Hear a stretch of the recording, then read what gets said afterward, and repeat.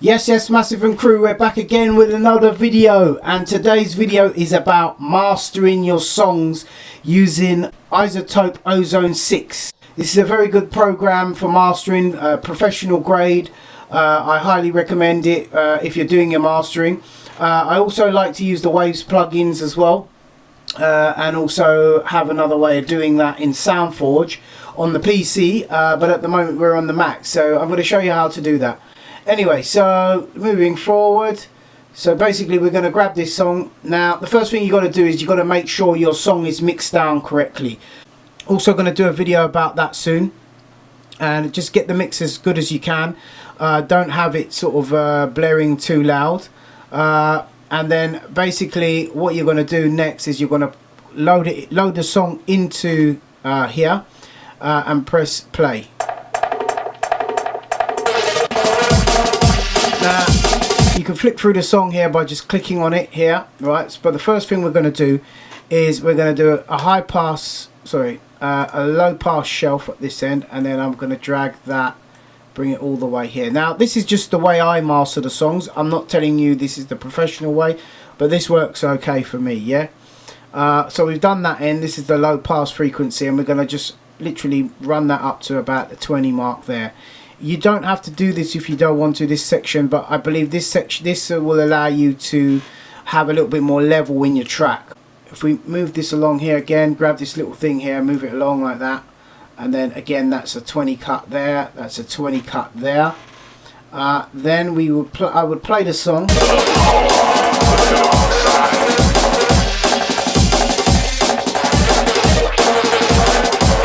Over here you've got a little bypass where you can just bypass to hear the difference.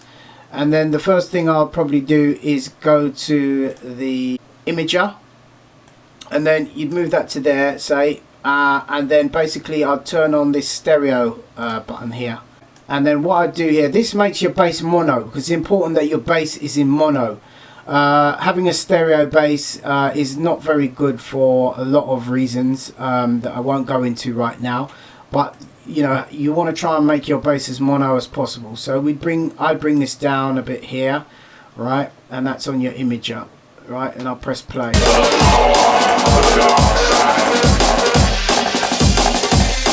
That will make your bass mono, which will give you a bit more control over the bass line, right? Next I've got the equalizer, which I've already done, so we're going to go out from the equalizer into the imager. Then we've got the dynamics now. Now if you look here on the dynamics, there's like a learn button, so you got to play your song, probably go for the most bashing bit, and then hit the learn button.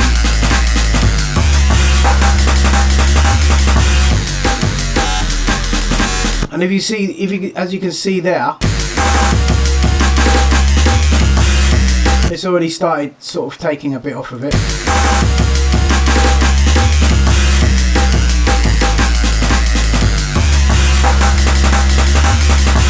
Now when I'm sort of doing this, I don't really mess about with this too much, but if you click on these different frequencies here, this is like a multi-band compression, I believe, and also a limiter that you can control for frequencies. You notice when I click on these, it lights up. So if you've got any deficiencies in your mix and stuff, or something a little bit too overpowering, you could use this as a compressor just to compress it out a bit, yeah?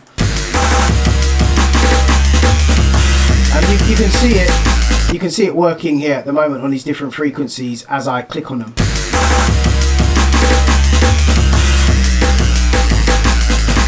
Okay, the next part now where you actually go in now is use your exciter. Now the exciter can make a huge difference to the way your song sounds. The exciter is used to just make it sound great. I always like to do this part with a pair of headphones on, because you can make your song sound wide. But remember, the more stuff you put on your mix, the louder your mix gets, but the more you squash down the transients until your mix is just mishmash. So you got to be careful, use it sparingly. It's like sauce on a burger, or sauce on food. You know, too much sauce makes it taste horrible. So you got to have a balance, yeah. Then we're going to press play. And again, you want it to learn the frequencies.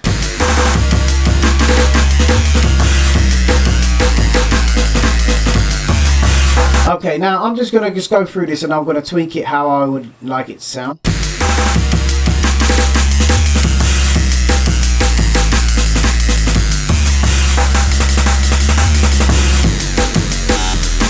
Fatten up there. That sort of fattens up the aim in a bit.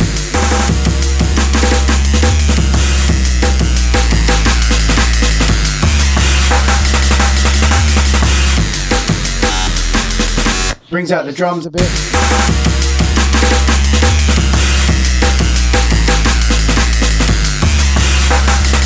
And the oversampling is supposed to do some wonders to it, but it just depends on whether your computer can handle it.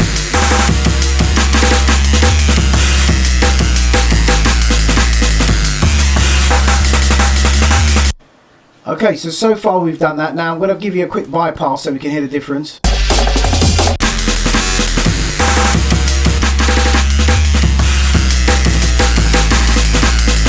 So that's brought it out, made it quite warm. Okay, so next is the maximizer.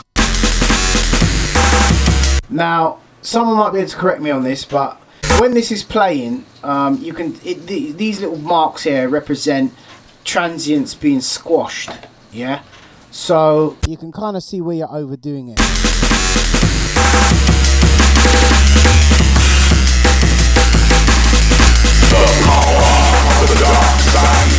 As you can see, yeah, by that wave line. So the trick is not to put too much of this, and I don't think I've done a good job with the headroom on this track, but you've got to give your tracks a little bit of headroom before you bring them in. This mix is bounced out quite it's bounced out quite loud. You know? At this stage you've got to decide how much compression that you're putting on. Is it too much? Is it too little? And that's really the general gist of it. Once you finish this, what I would usually do is I would grab, say here, and I'd press new, and then I'd label that to the song. So if you have to go back and mix it down again, you can remember the preset. So dark side.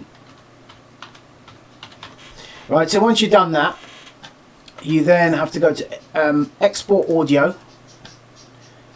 Then you'd click set path. Obviously set it to the path that you're working in. For some reason it doesn't remember the path.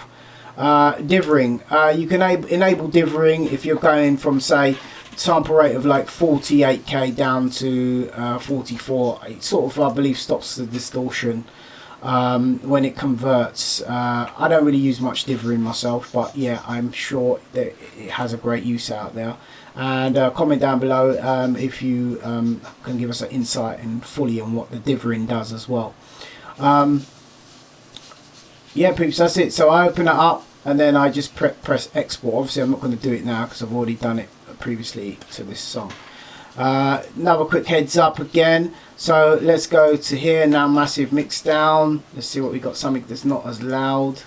See, look, this is more like a normal track. That other one looks like I might have mastered it a bit already. That's why it was toasting. Right, so again, same principle, price.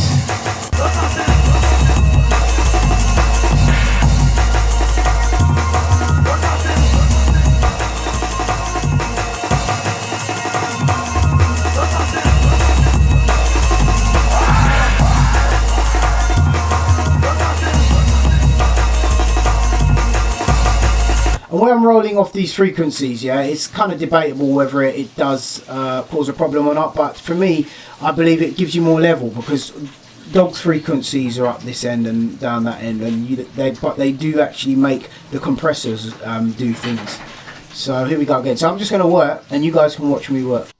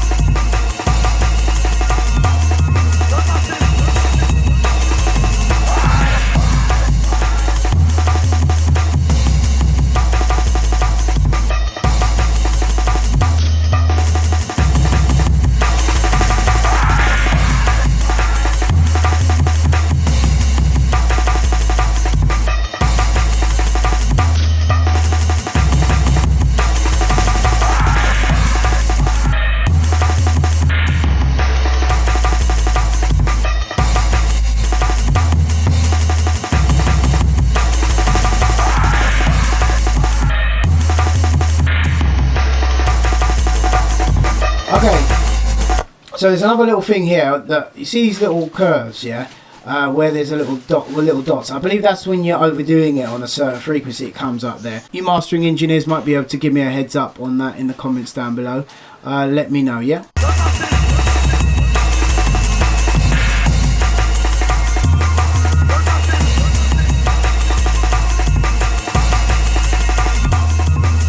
Before, after.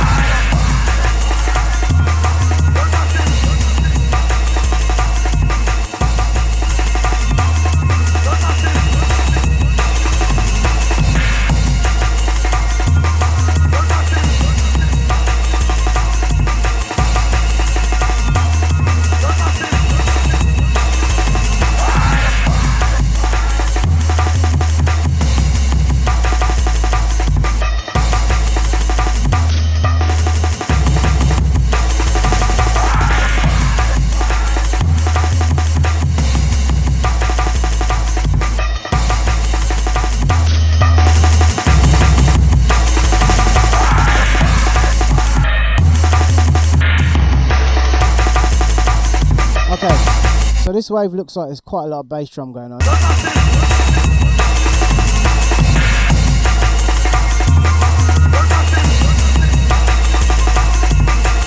I'm going to take a bit of that 100 off for the bass drum.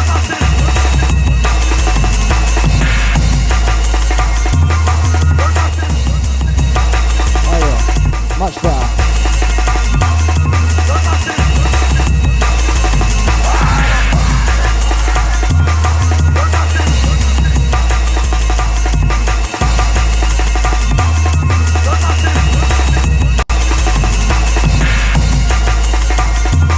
Okay, so this transient emphasis now, that's for if you want to keep the kind of drum hits banging, so it kind of like looks ahead, and I believe it doesn't take off too much of the punch of the song, yeah?